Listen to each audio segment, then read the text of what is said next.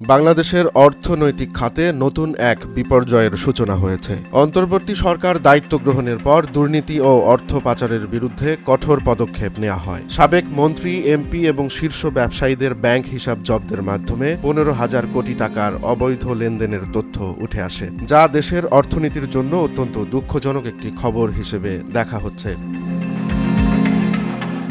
বিশ্বস্ত সূত্রে জানা যায়, জব্দ করা ব্যাংক অ্যাকাউন্টগুলোর মধ্যে আছেন সাবেক প্রধানমন্ত্রী শেখ হাসিনার ছেলে সজীব ওয়াজেদ জয়, মেয়ে সাইমা ওয়াজেদ পুতুল এবং শেখ রেহানার ছেলে রাদওয়ান মুজিব সিদ্দিক ববি। এছাড়াও S Alam, summit, Beximco, Bashundhara, Orion, NASA, Gemcon, Nabil group এবং সাবেক ভূমিমন্ত্রী সাইফুজ্জামান চৌধুরী জাবেদের মতো প্রভাবশালী ব্যক্তিদের ব্যাংক হিসেব জব্দ করা হয়। দুর্নীতি দমন কমিশন, জাতীয় রাজস্ব বোর্ড ও Bangladesh financial intelligence unit BFIEU এর নির্দেশে এসব হিসাব তলব করার পর স্থগিত করা হয়।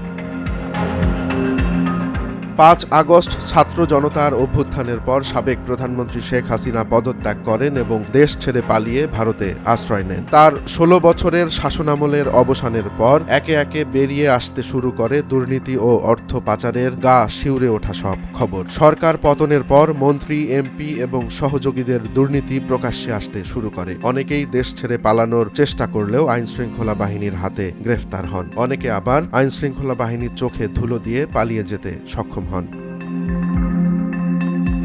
অন্তর্বর্তীকালীন সরকার দায়িত্ব নেয়ার পর অর্থনৈতিক অনিয়মের বিরুদ্ধে একের পর এক ব্যবস্থা নিতে শুরু করে। BFIEU আন্তরিকভাবে প্রভাবশালী ব্যক্তিদের ব্যক্তিগত এবং প্রাতিষ্ঠানিক ব্যাংক হিসাব তলব ও জব্দ করা শুরু করে। কর্মকর্তারা জানান, অর্থ পাচার রোধ ও পাচার হওয়া অর্থ ফেরত আনার জন্য কঠোর সিদ্ধান্ত নেওয়া হয়েছে এবং সে অনুযায়ী কার্যক্রম পরিচালিত হচ্ছে।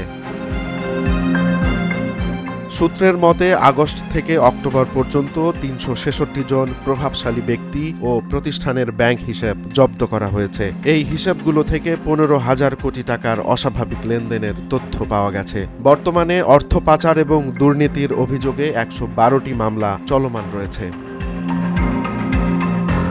অন্তর্বর্তী সরকার সম্প্রতি একটি শ্বেতপত্র প্রণয়ন করে জানিয়েছে, গত 15 বছরে 234 বিলিয়ন মার্কিন ডলার পাচার হয়েছে, যা দেশীয় মুদ্রায় অন্তত 28.5 লাখ কোটি টাকা। বিদেশে পাচার হওয়া অর্থ ফেরত আনতে এবং ব্যবস্থাপনার জন্য গঠিত হয়েছে আন্তঃসংস্থা টাস্কফোর্স, যার নেতৃত্বে রয়েছেন বাংলাদেশ ব্যাংকের গভর্নর। এই বিপুল অর্থ পাচার ও দুর্নীতির ঘটনায় কী ব্যবস্থা গ্রহণ করা হয় তা দেখতে দেশের জনগণ অধীর আগ্রহে অপেক্ষা করছে। অন্তর্বর্তী সরকারের পদক্ষেপে কতটা সফলতা আসবে সেটি এখন দেখার বিষয়।